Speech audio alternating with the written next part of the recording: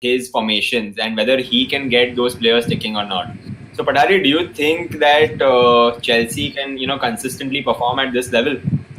I think if ZX stays fit, then he was really a key player for them. I saw the game, the passes he put in, the crosses, they look brilliant, really good. And I think he assisted 2 out of those 4 goals. So Yep, 2 out of 4. a great return from him, especially since he's been injured and out of the squad for quite a while since he came here. So, do you guys think that finally that Chelsea has got their goalkeeping department sorted out, and now they can focus on scoring more and conceding less? Oh, sure. I think you would have done a better job than Kepa.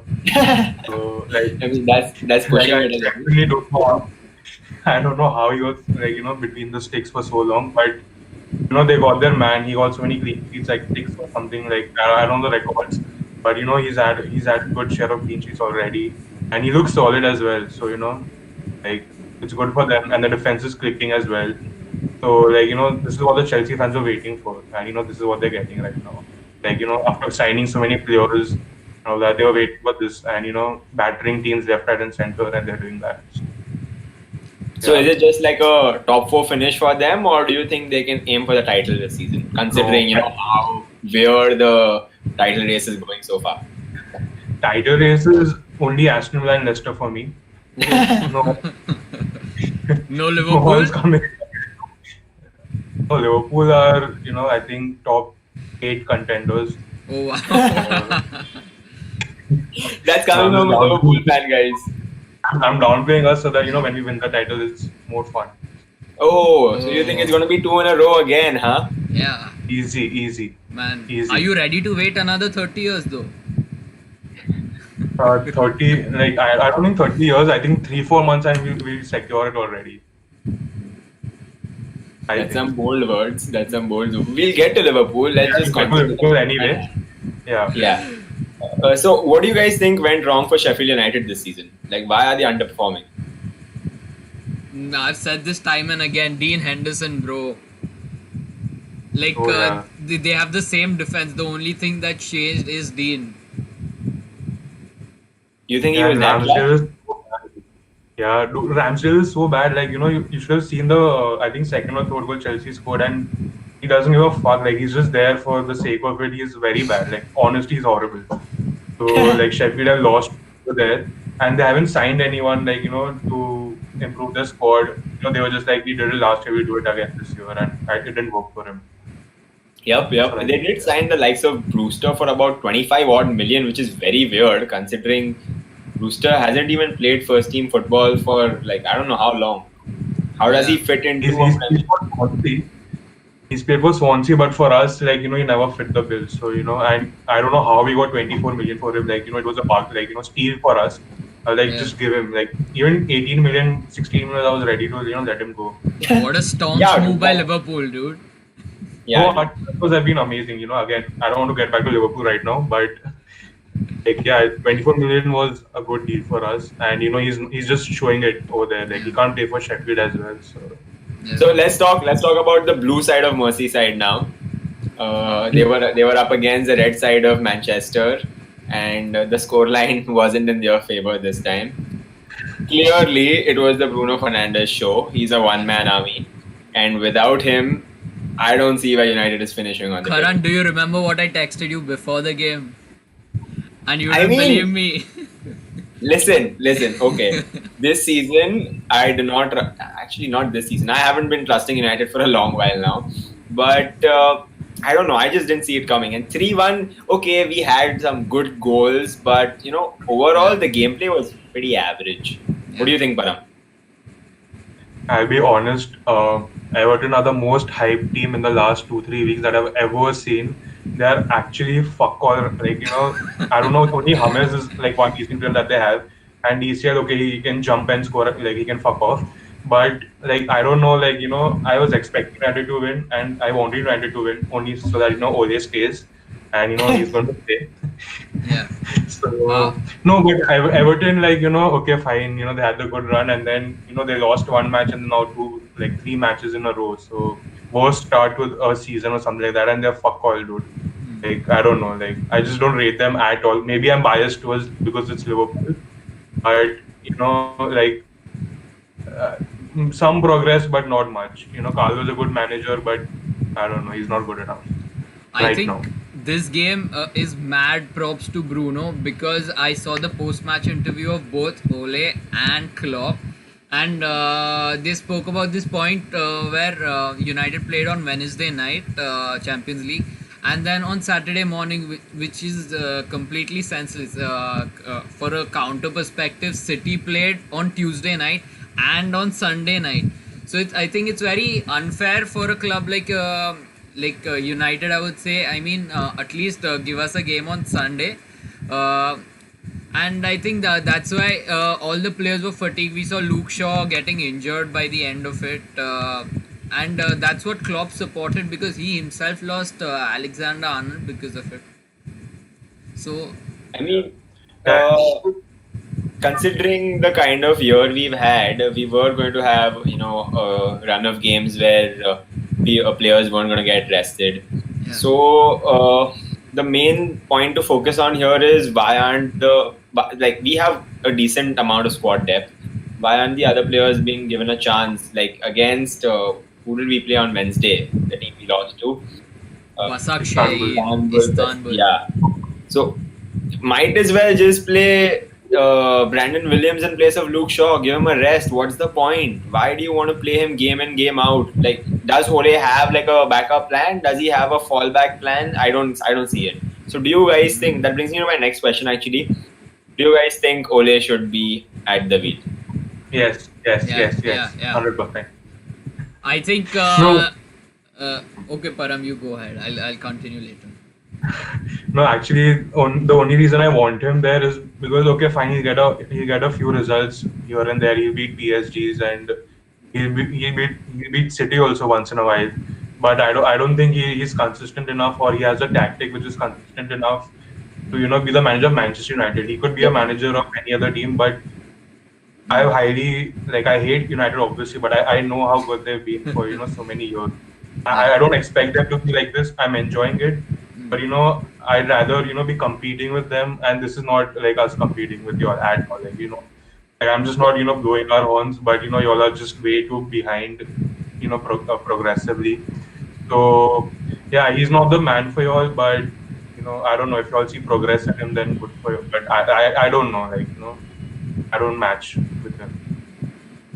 Well, I think he should be kept because, like our man Patrice Evra said, what about a change of management?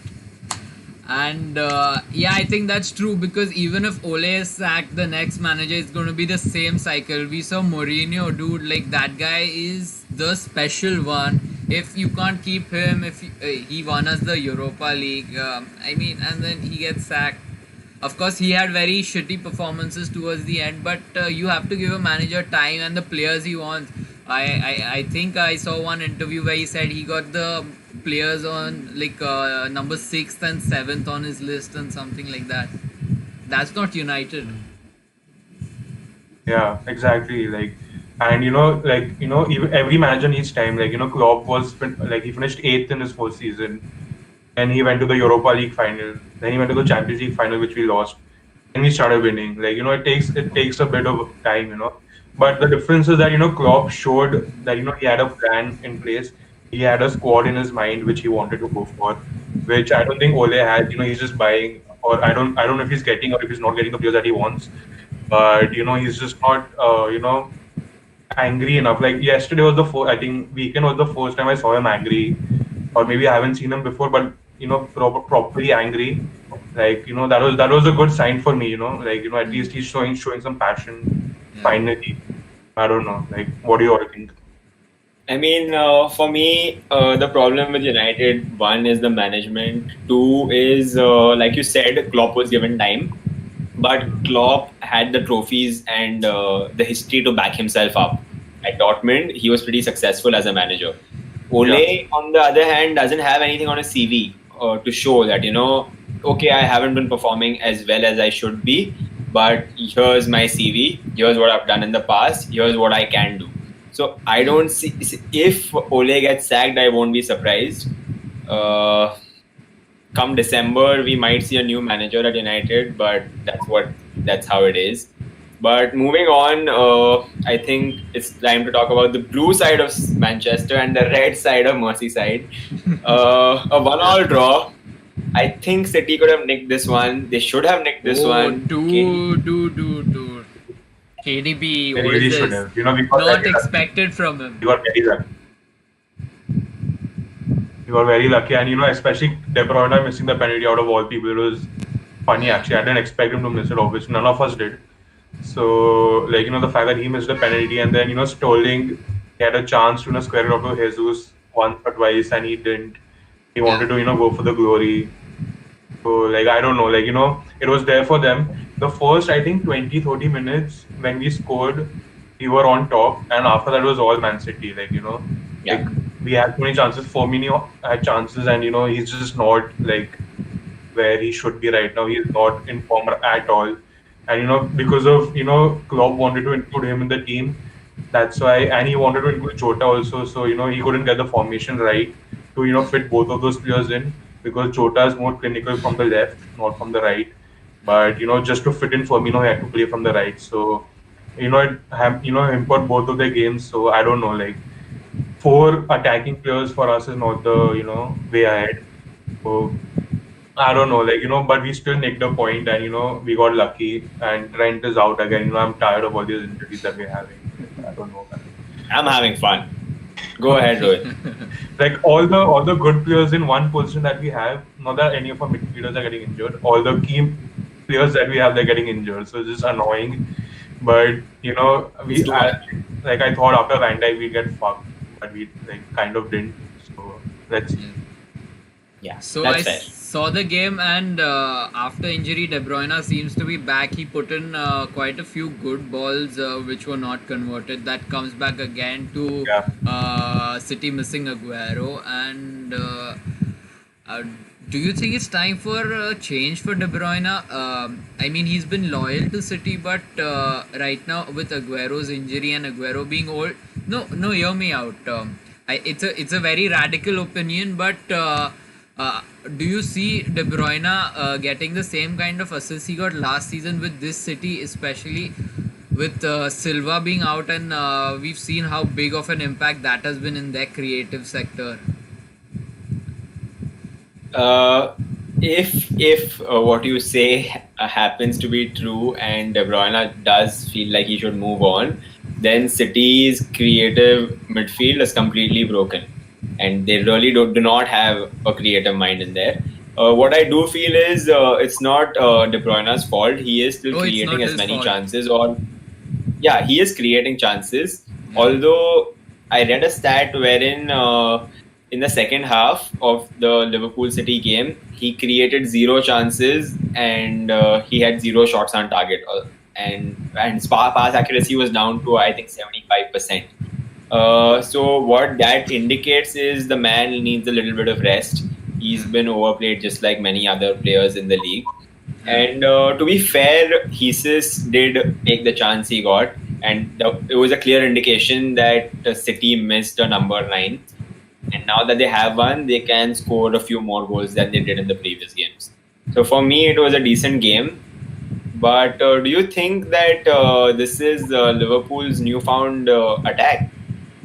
Jota, Mane, and Salah. Does Jota replace Firmino? I think he could, like, you know, Firmino deserves a break. Like, he's not, like, I never say that he's a bad player or he's fuck all, but he's just out of form right now, and he needs a, you know, bit of time, you know, on the bench, and, you know, he can give us a great impact off the bench. But, you know, Jota, like, you know, like, even I didn't expect him to be so good. You know, he's played like 6 games and he scored 7 goals or something like that. So, you know, like, the numbers are unbelievable. Like, you know, he's like Salah, like, in his first season. So, you know, he gave a different dimension to our attack, and, you know, something that people won't expect from Liverpool. And it's high time we kind of change that a little bit, and especially, like, you know, once Thiago comes back, you know, after the international break, you know, that will add another dimension. You know, we need to be a bit different from last year, because I think teams are starting to figuring us out. So I think, you know, it's high time, you know, we changed it a little bit. And, you know, Mane and Salah, like, they're unmovable. Like, you know, I can't just, you know, no one is going to replace them anytime soon. Yeah. So I think Jota can, add a different dimension to the attack. Yeah. And with the likes of Trent being out, Yeah. if it is a long term injury, then I feel Liverpool needs to start playing a little more through the center and not through the wings. Yeah. I think Thiago will be key to that, and Jota can provide, like you said, another dimension to the attack. Yeah. But moving on from one striker to the other, it's Vardy time and Leicester versus Wolves. Ooh. I mean, that was a sketchy penalty again, VAR strikes. Yeah. But then again, there was a second penalty given which Vardy missed, so that cancels it out. So, what do you guys think about this game? Yeah, like I don't know how that works about penalties cancelling, because we need to get more penalties if that's the case. But no, yeah, like Vardy is like he's carrying Leicester, and like that's unfair. Like Vardy carrying Leicester is unfair. But Leicester have been performing good in all departments kind of this season, and Wolves, they couldn't catch up to Leicester in this match properly, because they had their chances. Schmeichel made a very good save, like it was, I think, Neves or something. Amazing save from him. So I think like it was a very I didn't see Wolves scoring apart from that chance. Oh, yeah. From a FPL perspective, I think I'm gonna file a missing persons report against Jimenez because that man, I don't know where he was. He wasn't on the pitch for sure. Oh yeah. So Jimenez has been drifting outside, more towards the wings for some reason. I don't know why. And I think that is attacking, sorry, not attacking, that is reducing his points returns in FPL. But I think that is also hurting Wolves in terms of their finishing. Ideally, when they had Jota, he used to do the dirty work down the wing, win the ball, provide it to Jimenez. Yeah. But now that he's not there and they are just developing their partnership with this new striker, I forget his name. Podence. No, not Podence. Neto. No, Either way, Fabio Silva, I think. Fabio Silva, yeah. Oh yeah. And Fabio Silva is not proven talent, but Dude, yeah. they got him for 30 mil or something. I was shocked to yeah, hear he's that. one of the club record. हाँ यार ज़्यादा हो गया, but whatever.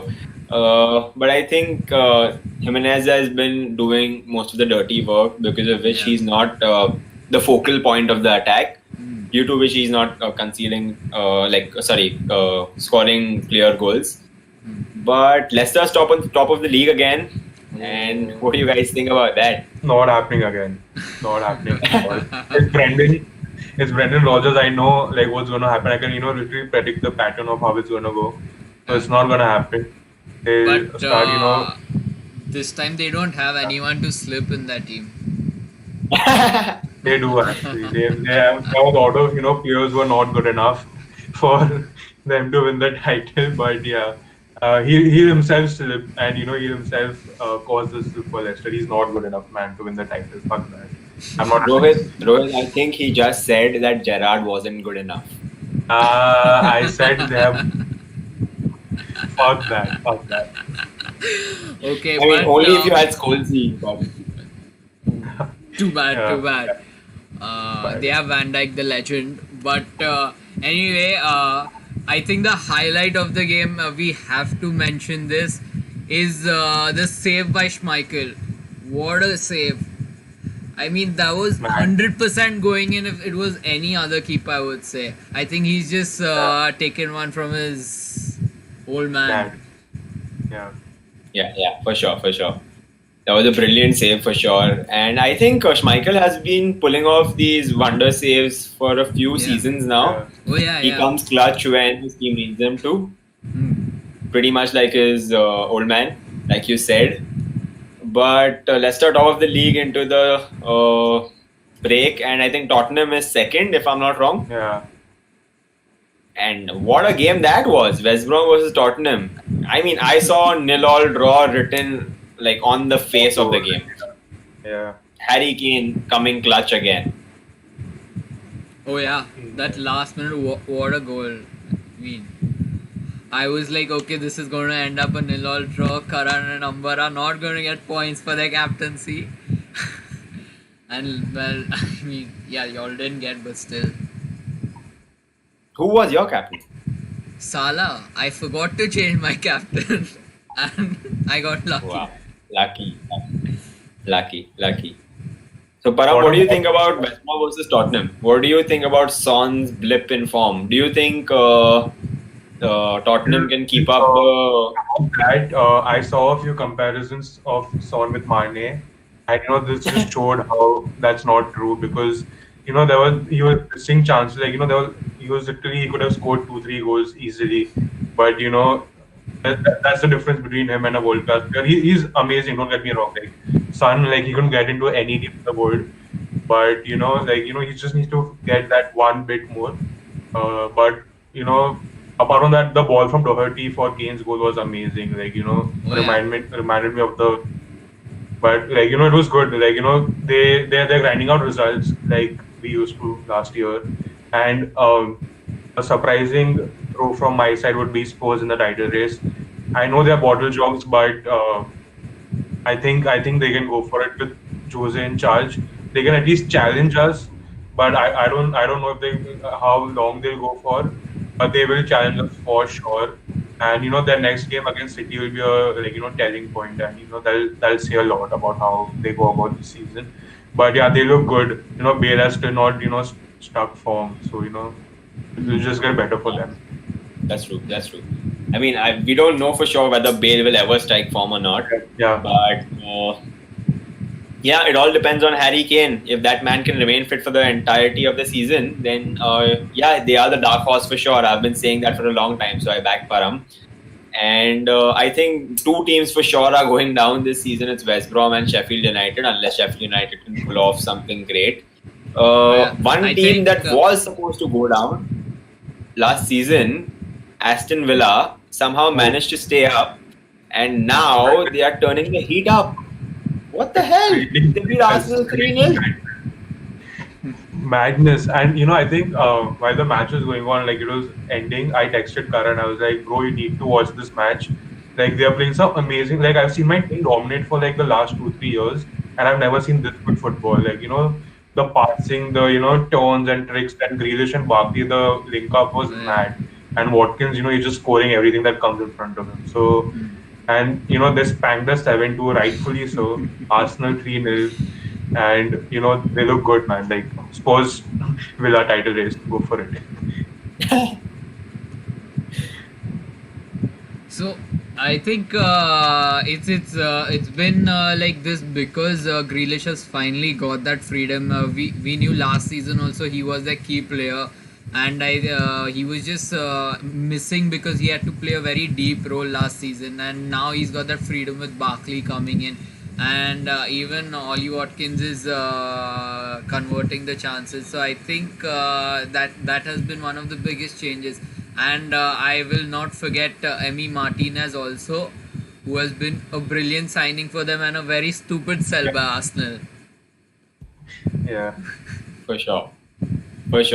And going from Arsenal's previous defense to Arsenal's attack, Aubameyang has failed to register a single shot in the game, which is surprising. And Arsenal had a total of 2 shots on target, and I think one of that was from a free kick. So that is alarming for a top 4 contender. I won't say a top 4 team, a top 4 contender. In quotes, big quotes. Yeah, Arsenal must be just remembering the times when people used to say, okay, Arsenal's 4th. They missed that. For sure. Now they don't even get in the Champions League. I think they've scored the least amount of goals in the top 10. They've scored about 8 or 9 goals this season, which is absolutely shambolic. And the top 3 of Lacazette, Aubameyang and Pepe haven't scored a total of 2 goals combined. Yeah. Aubameyang, since he's signed a ting, as as they like to say it, he's invincible. Like he's not there.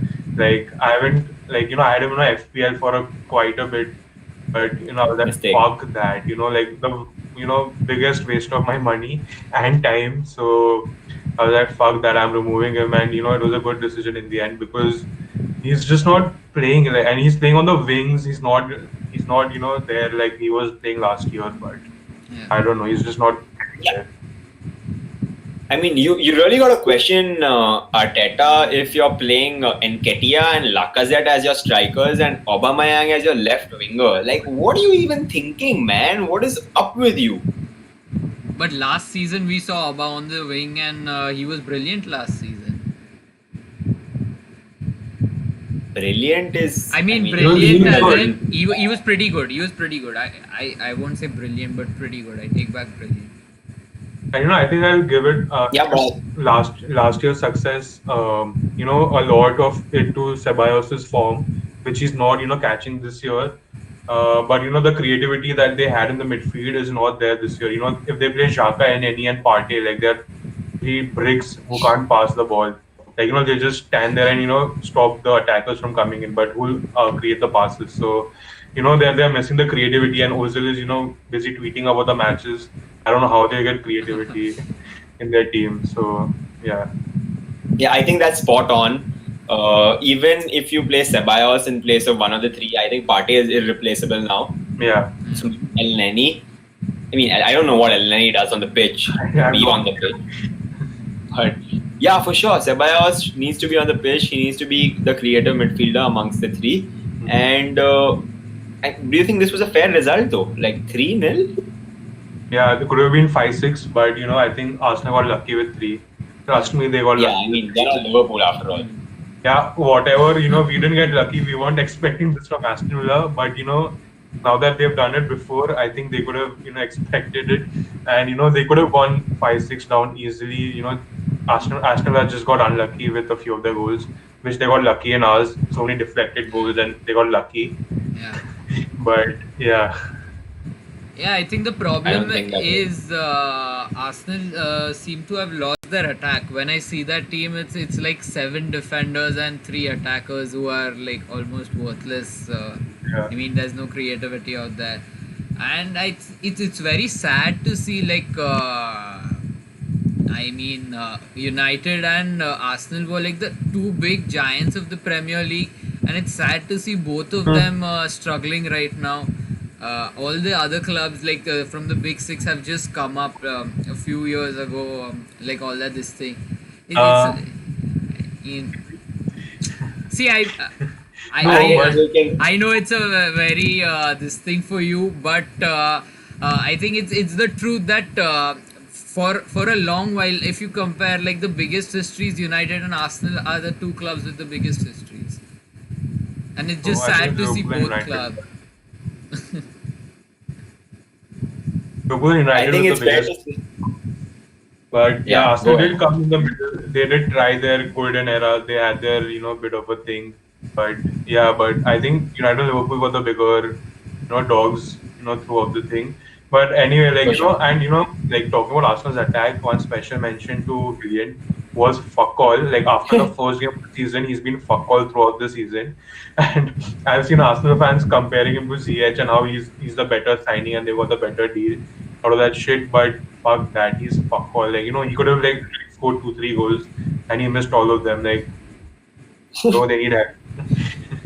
Yeah. Willian is like at his peak, he's amazing.